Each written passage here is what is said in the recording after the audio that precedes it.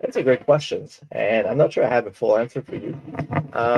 We had recently a guest on our podcast, Developing Coaches in Canada, that discussed the use of virtual reality, known as VR, as a tool for training.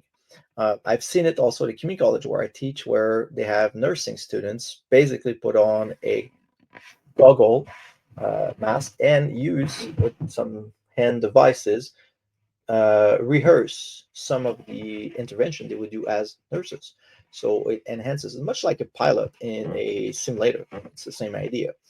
So gamifications makes it fun. A game is fun. So whenever you turn learning into some sort of game, that's what gamification means.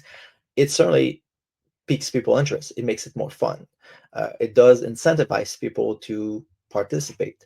So VR is one tool. Gamification is another one. You mentioned AI as well. For example, I've tried different things. I have some students at the community college where this semester I asked them work with Chat GPT to build a training program. So I told them ask the tool what would be a good program for you, but then provide information such as who you are, what your age, what you like, what your history is, much like a personal trainer. And then keep asking questions to make the program even better. If it provides, let's say you hate running at 6 a.m. in the morning, well, you could tell the tool AI to do that. I've done this with coaches as well. So that once we've done the practice design model, I had them try to ask AI to come up with a practice plan and critique that plan. Would they agree with it? And then they would critique it and ask the tool to make it better. AI at this point is pretty decent, but it's getting better every month. Except that if someone understands certain things, you can make the output of AI much better by prompting it and keep asking questions. So it's about having the tool revise it. Sometimes it goes overboard, but it's really like having an assistant coach who's a bit of a geek and knows a lot about things, and you use that assistant coach to help you build something that's good, use their expertise.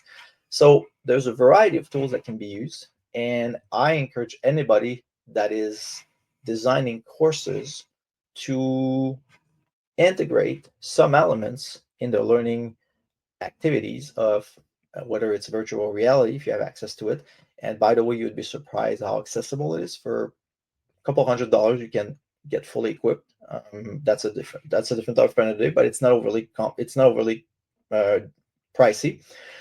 Elements of AI can also be, because it's a tool, it's here, so might as well learn how to use it properly, just like social media and mobile devices. I mean, we're integrating these tools in our daily lives to make things easier.